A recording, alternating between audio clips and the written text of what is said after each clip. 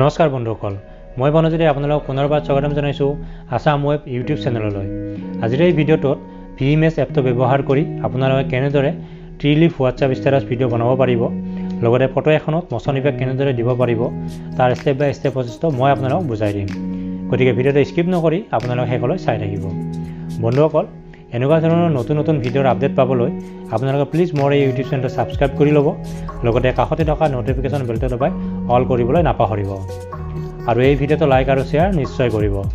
আহক আমি ভিডিঅ'টো আৰম্ভ কৰোঁ।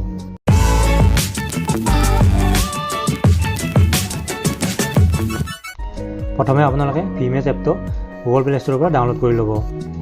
লগতে মই এই ভিডিঅ'টোৰ ডেছক্ৰিপশ্যনতো এই এপটোৰ ডাউনলোড লিংকটো দি দিম, তাৰ পৰাও আপোনালোকে ডাউনলোড কৰি ল'ব পাৰিব। তাৰপিছত আপোনালোকে এই এপটো অ'পেন কৰি ল'ব। এই এপটো অ'পেন হোৱাৰ পিছত আপোনালোকে এনেকুৱা ধৰণৰ ইণ্টাৰফেচ দেখিবলৈ পাব। আৰু ইয়াতে অলৰেডি মই কেইটামান ষ্টেটাছ ভিডিঅ' বনাইছোঁ, সেইকেইটা আপোনালোকে চাব পাৰে। আৰু প্ৰথমতে আপোনালোকে এতিয়া এই ছাইডত থকা এই প্লাছ বাটনটোত ক্লিক কৰিব, আৰু ক্লিক কৰি ইয়াৰ পৰা আপোনালোকে যিখন ফটোত ষ্টেটাছ ভিডিঅ' বনাব বিচাৰিছে এই ফটোখন চিলেক্ট কৰি ল'ব। আৰু মই এখন ফটো ইয়াতে চিলেক্ট কৰি ষ্টেটাছ ভিডিঅ' বনাই দেখুৱাই দিম। চ' মই এই ফটোখন চিলেক্ট কৰি লৈছোঁ। এতিয়া আপোনালোকে ফটোখন চিলেক্ট কৰিব। চিলেক্ট কৰি ইয়াতে আপোনালোকে এডজাষ্ট অপশ্যনত গৈ ইয়াতে ফটোখনৰ কালাৰটো মিলাই ল'ব পাৰিব। তাৰপিছত ৰটেট অপশ্যন আছে, ইয়াতে আপোনালোকে ফটোখন ৰটেট কৰিব পাৰে। নতুবা ক্ৰপ অপশ্যন আছে, এই ক্ৰপ অপশ্যনটো চিলেক্ট কৰি আপোনালোকে ইয়াতে ৰেচিঅ'টো চিলেক্ট কৰিব পাৰিব। চ' ষ্টেটাছ ভিডিঅ'ৰ কাৰণে আপোনালোকে 9:16 এইটো ৰেচিঅ' ব্যৱহাৰ কৰিব লাগিব। চ' মই এতিয়া ব্যৱহাৰ কৰি এইটো ৰাইট চাইডত ক্লিক কৰি দিব।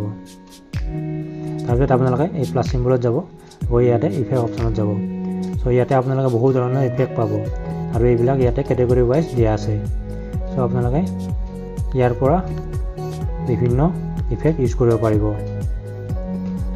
আৰু বৰ্তমান যি হোৱাটছএপৰ ট্ৰেইনিং চলি আছে ট্ৰিলিফ হোৱাটছএপ ষ্টেটাছ, সেইটো বনাবৰ কাৰণে আপোনালোকে ইয়াতে প্লেনেট অপশ্যন পাব। এই প্লেনেট অপশ্যনত যাব, আৰু ইয়াৰ পৰা আপোনালোকে প্ৰথমতে এই ট্ৰি চিলেক্ট কৰিব লাগিব। চ' ইয়াতে আপোনাৰ প্লাম ট্ৰি আছে, এনেকুৱা ধৰণৰ ইয়াতো এনেকুৱা এড কৰিব পাৰিব। নতুবা ইয়াতে অন্য ট্ৰিও আছে, এইবিলাক আপোনালোকে এড কৰিব পাৰিব। চ' মই এই ট্ৰিটো এড কৰি দিছোঁ। তাৰপিছত আপোনালোকে এইটো টেপটো এড কৰি দিব। তাৰপিছত এই অপশ্যনত আপোনালোকে ক্লিক কৰিব, ক্লিক কৰি এইটো ৰোটেট কৰি দিব পাৰে। চ' এইটো ৰোটেট হৈ গ'ল।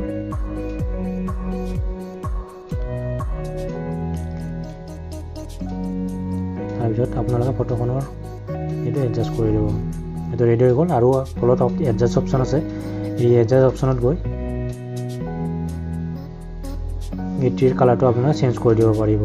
চ' কালাৰত গৈ এনেকৈ আপোনালোকে কালাৰটো চেঞ্জ কৰি দিব পাৰিব। ৰাইট চাইডত ক্লিক কৰি দিব। এতিয়া আপোনালোকে আকৌ প্লাছ চিম্বলত যাব, গৈ ইফেক্ট অপশ্যনত যাব, গৈ এতিয়া আপোনালোকে ইয়াতে লিফ অপশ্যন চিলেক্ট কৰিব লাগিব। চ' ইয়াতে লিফ 1 আছে, লিফ 3 আছে, আৰু লিফ 2ৰ কাৰণে আপোনালোকে তলত যাব লাগিব। তলত গৈ ইয়াতে লিফ 2 এই অপশ্যনটো পাব। চ' এইটো আপোনালোকে এনেদৰে ডাঙৰ কৰি ইয়াতে টেপটো এড কৰি দিব। তাৰপিছত আপোনালোকে এডজাষ্ট বাটনত যাব, এডজাষ্ট বাটনত গৈ এতিয়া কালাৰটো আপোনালোকে ইয়াতে এডজাষ্ট কৰি দিব। ত' কালাৰটো এডজাষ্ট হৈ গ'ল। আৰু ইয়াতে আপোনালোকে স্পীডটো যদি বঢ়াব বিচাৰিছে এইটো বঢ়াই দিব পাৰে। এইটো ৰাইট চাইডত ক্লিক কৰি দিব। তাৰপিছত আকৌ প্লাছ বাটনত যাব, গৈ ইফেক্ট অপশ্যনত যাব, গৈ ইয়াতে হামিং বাৰ্ড চৰাইটোৰ ইফেক্টটো এড কৰিবৰ কাৰণে আপোনালোকে বাৰ্ড অপশ্যনত যাব লাগিব।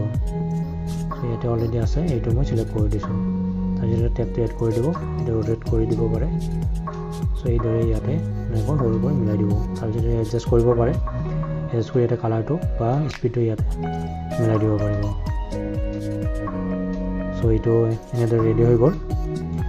তাৰপিছত এই ফটোখনৰ বেকগ্ৰাউণ্ডত যদি আকাশৰ মোচন ইফেক্টটো দিব বিচাৰিছে, তেতিয়াহ'লে আপোনালোকে প্ৰথমে আকাশৰ ইফেক্টটো চিলেক্ট কৰিব লাগিব। চ' তাৰ কাৰণে আপোনালোকে প্লাছ চিম্বলত যাব, প্লাছ চিম্বলত গৈ ইয়াতে ইফেক্ট অপশ্যনত যাব, গৈ ইয়াতে এটা কেটেগৰী পাব স্কাই বুলি।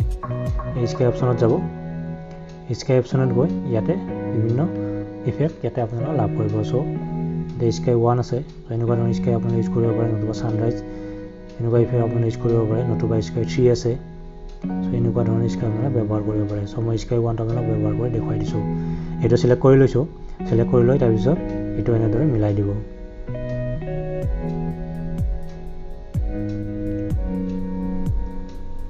তাৰপিছত এইটো টেপটো এড কৰি দিব। এতিয়া আপোনালোকে এই স্কাই ইফেক্টটো সিলেক্ট কৰি ল'ব লৈ আগৰ ফটোখনৰ ওচৰলৈ লৈ আহিব সো বাকি অবজেক্ট এটা ইয়াতে আহি গ'ল এতিয়া ফটোখন আহিবৰ কাৰণে আপোনালোকে এটা কাম কৰিব লাগিব প্লাস সিম্বলত যাব প্লাস সিম্বলত গৈ ইয়াতে এটা অপচন লাভ কৰিব মাৰ্কস এই মাৰ্কস অপচনটো আপোনালোকে সিলেক্ট কৰিব সিলেক্ট কৰি লৈ এতিয়া আপোনালোকে এই ফটোখনৰ মুখখন ভালদৰে মাৰ্ক কৰি দিব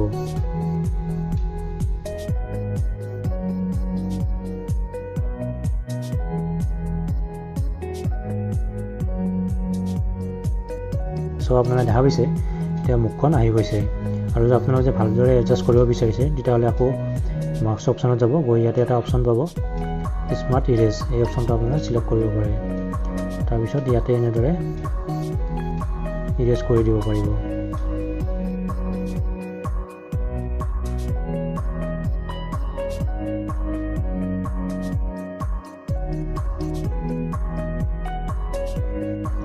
এটা আপোনালোকে দেখা পাইছে এই ফটোখন আহি গ'ল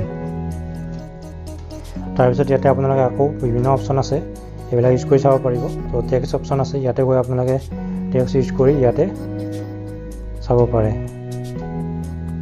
তো এনেদৰে আপোনালোকে ইয়াতে ফন্ট চেঞ্জ কৰিব পাৰিব নতুবা কালাৰ আছে ইয়াতে কালাৰ চেঞ্জ কৰিব পাৰিব তো এইদৰে আপোনালোকে ইয়াতে ৱৰ্ড ইউজ কৰিব পাৰিব তাৰপিছত ইয়াতে আকৌ সাউণ্ড অপচন আছে এই সাউণ্ড অপচনত গৈ আপোনালোকে আপোনালোকৰ যিকোনো মন পছন্দৰ সং বা মিউজিক এটা এড কৰিব পাৰিব সো মই জুবিনৰ সংটো এড কৰি ইয়াতে আপোনালোক দেখাই দিছোঁ সো এইটো আহি গ'ল এনেদৰে আপোনালোকে ইয়াতে চাব পাৰিব সো এইটো ৰেডি হৈ গ'ল এইটো আপোনালোকে এতিয়া সেভ কৰিব লাগিব সো সেভ কৰাৰ কাৰণে আপোনালোকে প্ৰথমতে এই ওপৰত থকা এই বাটনটো ক্লিক কৰিব তে ক্লিক কৰাৰ পিছত ইয়াতে কেইটামান অপচন আছে HD ৰেজল্যুশন ৰিমুভ ৱাটাৰমাৰ্ক এটা আপোনালোকে ক্লিক কৰি ল'ব তাৰপিছত এইটো এক্সপোৰ্ট কৰি দিব সো এক্সপোৰ্ট হোৱাৰ পিছত এইটো আপোনালোকৰ গ্যালাৰীত সেভ হ'ব তাৰপিছত এইটো আপোনালোকে ফেচবুক হোৱাটছআপ টিকটক আদিত শ্বেয়াৰ কৰিব পাৰিব